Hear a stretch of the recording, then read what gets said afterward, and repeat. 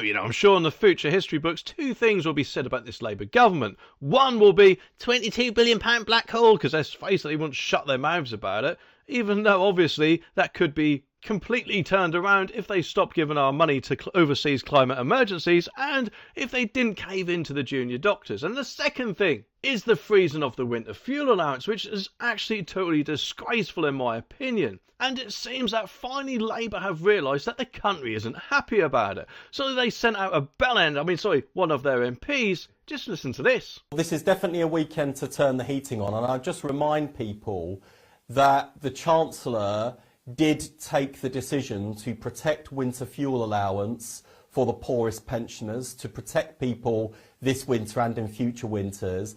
And of course the triple lock on pensions is guaranteed. So the state pension is higher this winter than it was last year and will be higher further still next year.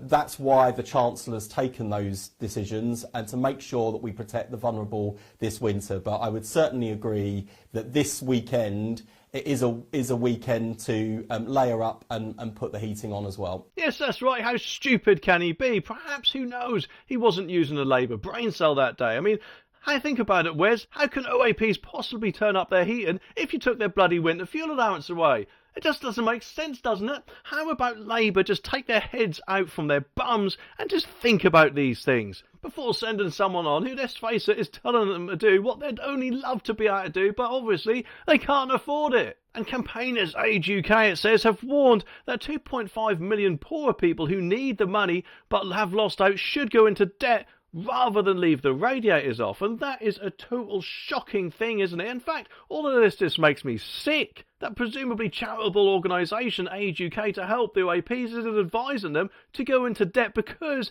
the government took away money that they should have been entitled to, in my opinion. It is just disgraceful. Labour really do need to U-turn on this as soon as possible and give them all the money that he should have had. Because I bet you anything you like, Keir Starmer or even this Wes Streeting aren't exactly going to be freezing. Even, of course, it did kind of look like he was in his mum's house, although I'm guessing that was a care home. But who knows, I could be wrong. And his comments apparently sparked anger among some viewers, with one saying, "Isn't it a shame that the Labour government make it so hundreds of thousands of pensioners cannot afford to turn their heating on?" And the Conservatives have jumped on this and said, "How out of touch can you be?" And that is totally correct, isn't it? He obviously isn't thinking. In fact, I bet you he doesn't even know the price of electricity. And admittedly, yes, I could be wrong, but I'm guessing that is something that he doesn't have to think about, because his mummy probably pays for it. Because he does look about 12, doesn't he? But who knows? It's the worrying thing is, though, that health alerts have been issued across the UK, with temperatures set to plunge faster than the Labour Party to -8 degrees Celsius, with up to 16 inches of snow forecast. And public health bosses have issued amber alerts for the whole of England